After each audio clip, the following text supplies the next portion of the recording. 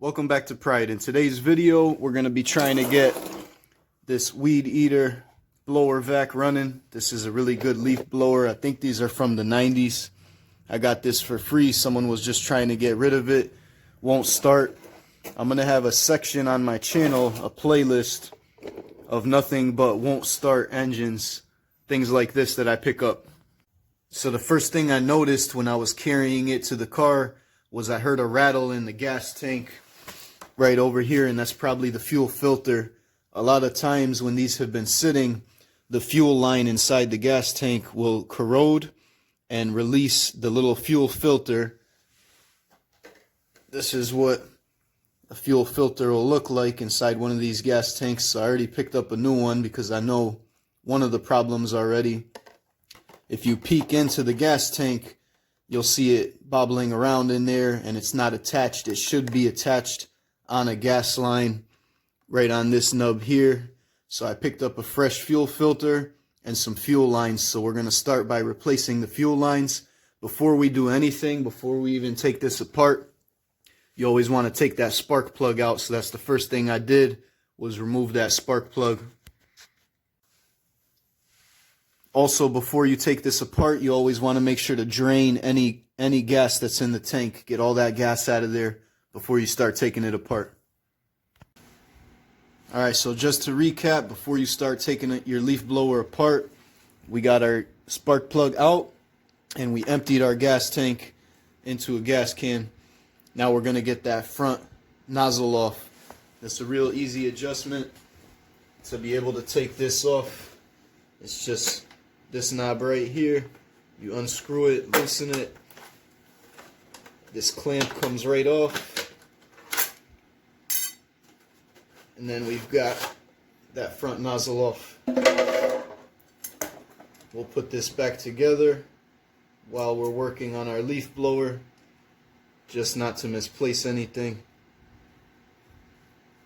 Now, one thing about this job that we're starting, since we have to replace the gas filter and the gas lines, we do have to take the whole thing apart. So while we're going through that process, we'll be able to check the carburetor and check everything else out inside as well while we're doing this first job. This is the first problem I noticed. That's why I'm going to start here. And this job requires us to take everything apart. So we'll be able to see if there's any other problems while we're in there. You can start on this side and take the carburetor cover off. But I'm going to start on the opposite side. It's going to be a lot of Allen key screws. So I got my Allen key here. We're going to remove all these screws so that we can crack this open. And as we take the body apart, we're going to have to take the exhaust side and the carburetor intake side off as well. Alright, so I've got all the body key screws out, all the Allen key screws from the body. We've got two up top near the handle here. We've got one in the back by the pull start. We got one right by the gas tank line there.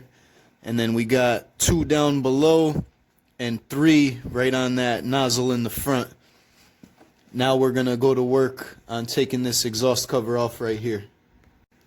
Quick side note, the Allen key screws for the exhaust cover are a little bit shorter than the rest of the Allen key screws compressing the body together. It's just two smaller Allen key screws to get that exhaust cover off. And to get that exhaust cover off, once you take those bottom two screws off, it's just going to lift up and come right off just like that. You got a heat shield inside protecting that plastic as well. And now we should have two more body screws. I see one right in here and one over here. This one we can get to fairly easily. This one's a little bit hidden by that exhaust, and I'm guessing these two screws for the exhaust are pretty long right into the engine. So this is also going to hold the body together as well. So we'll start with these two right here, getting that exhaust off.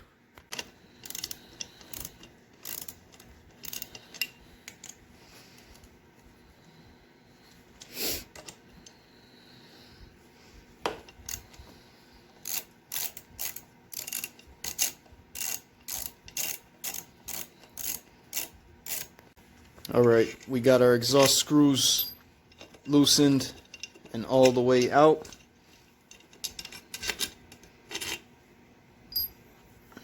Just take that exhaust out.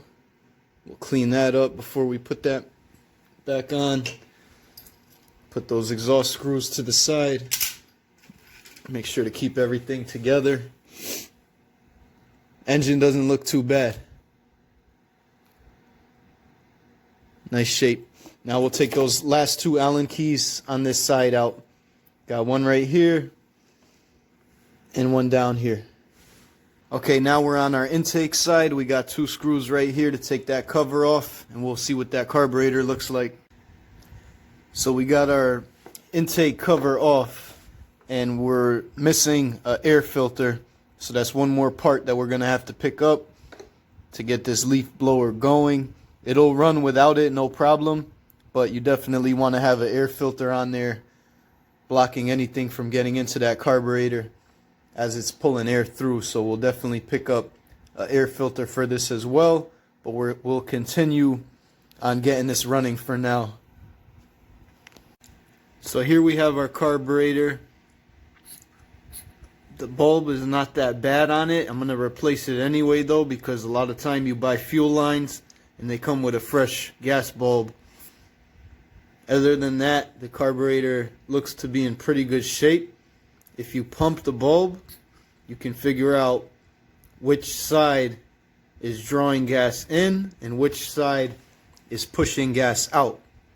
In this case, it's sucking gas in on the bottom and pressing gas out on the top, because you've got two lines, one in, one out. One fuel line brings fuel into the carburetor, one fuel line returns fuel to the gas tank. So you can see that top one is shooting gas out back to the fuel line. So like I said, replacing these fuel lines requires you to take apart the entire thing. So we're going to take a look at inside the carburetor. We'll take the carburetor apart. We'll start with the top here. We'll just remove these two screws and replace this bulb and clean out the inside while we're at it. Alright, we've got our new primer bulb in.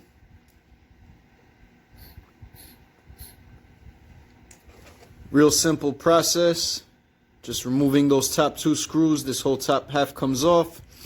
You push the primer bulb out, put the fresh one in. It seals itself. It has its own gasket. I'll show you the old primer bulb right here. This bottom ridge sits right into a nice ring, creating a good seal. So now we'll take apart the bottom half of the carburetor and take a look. I don't expect it to be too dirty because the top half wasn't either, and I'm real surprised because it didn't have an air filter in it. I was expecting it to be a lot more dirty than that.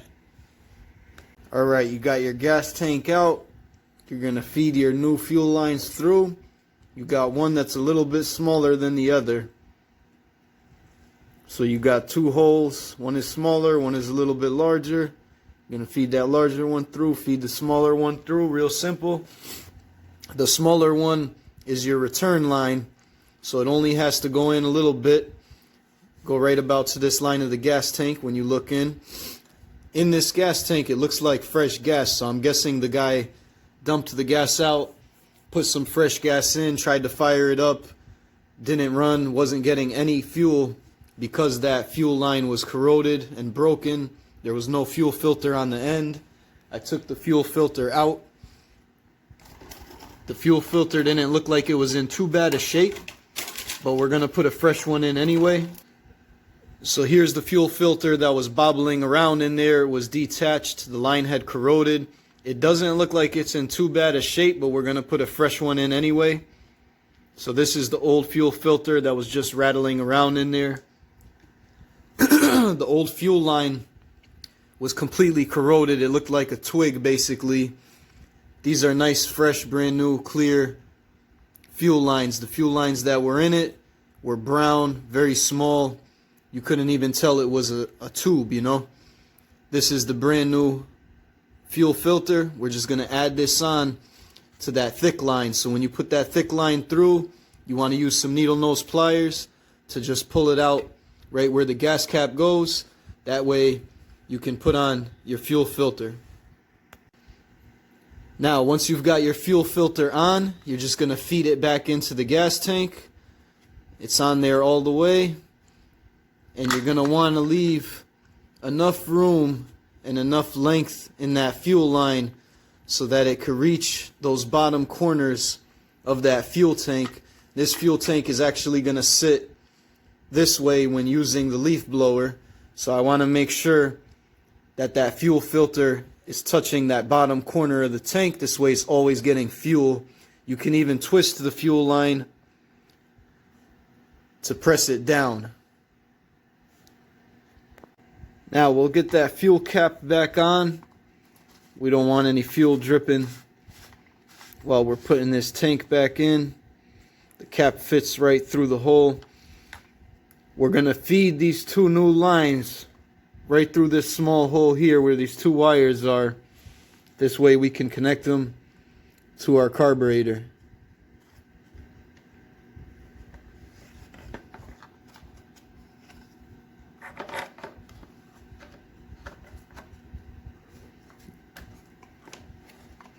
Fuel tank is back in place.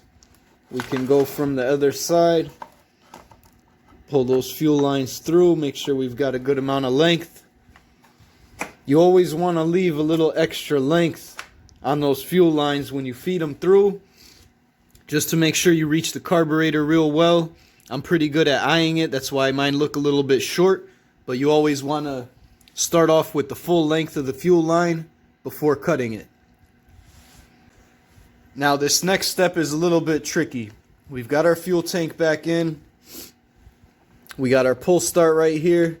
You can see this O-ring on the pull start. Keep your hand clear of that fan. Go around that metal bar. And this metal ring is going to sit right in here. That's what holds it in place for when you pull start your leaf blower. So we're going to get that back into place. Our gas tank is in place real well. We're going to put this case back together. So we're just going to repeat the process in reverse. This bottom cover for the fan is going to go right into place. You kind of have to hold it together and be careful of that pull string metal ring, keeping everything in place while putting that cover back on, keeping everything nice and tight and making sure it goes back together real easily. You shouldn't have to force anything. It should just slide back together real easily. Then you can put some pressure on it and get a screw or two back in just to hold it together while you're working on everything else. Alright, now we've got our fuel lines through on our carburetor side. So those are just sitting there on our carburetor side, ready to be attached to that carburetor. But I want to reattach everything on that opposite side, get everything put back together before working on that carburetor. So I'm going to install the rest of the screws. You see, I already just have one in, and I have that bottom fan cover clicked back into place. That's just holding everything together right now. So we're going to insert all the screws back in, keep it nice and tight, clean up the engine a little bit, and put that exhaust back on before we go over to that carburetor side. Alright, now that we've got everything reassembled, you're going to connect your fuel lines to your carburetor. You always want to have extra length. You can measure and then cut your fuel line and make sure you got the length you want. And remember, that top one, as we tested it out, we know is the return. That's the one pumping gas back to the tank. So we're going to use that thinner line to go back to the tank. And the thicker line is the one, when we hit that primer, that's the one that's going to be sucking fuel in to the carburetor. So that's going to go on the bottom. And you want to get those fuel lines on all the way. Normally they won't go on by hand, especially if it's cold.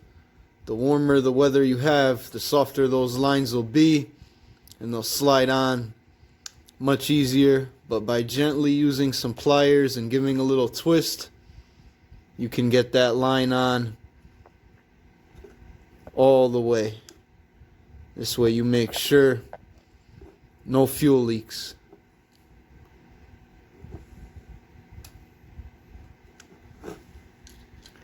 Our lines are on real secure. I'm happy with those. Now we can go ahead and reattach our carburetor. We got it all cleaned up, ready to go. The one thing I don't like about this design is that there's nothing that holds the carburetor in place until we put this cover back on. So we kind of got to line it up just right when we put that cover back on. But we do have two nice long screws, so that helps out a bit. So we can feed the screws through, get them through to the carburetor.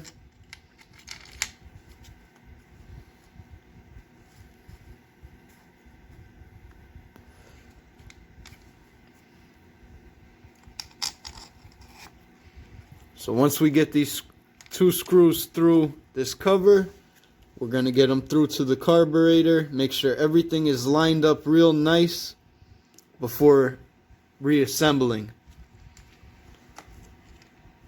This is the top primer here. This one presses down onto our new primer bulb right here once it's all assembled. Let me give you guys a real good view here. So I've got those two screws back into the cover. I used a little bit of angle and I fed those two screws through the carburetor, and then I'm also going to feed them in to the manifold. This way I make sure I get everything lined up real well when putting that carburetor back together. Now we've got our carburetor cover back on. We can't forget we have to pick up an air filter that's going to go right around here. It's a nice circle air filter. We've got our choke. This is choke off, half choke, full choke. You can clean all of this with carb cleaner as well. I sprayed it down. We got our primer with a fresh bulb, and we've got our throttle. Everything seems to be working real well. We're going to put our cover on. We'll throw a fresh spark plug in, we'll get a new air filter for it, and we'll fire it right up.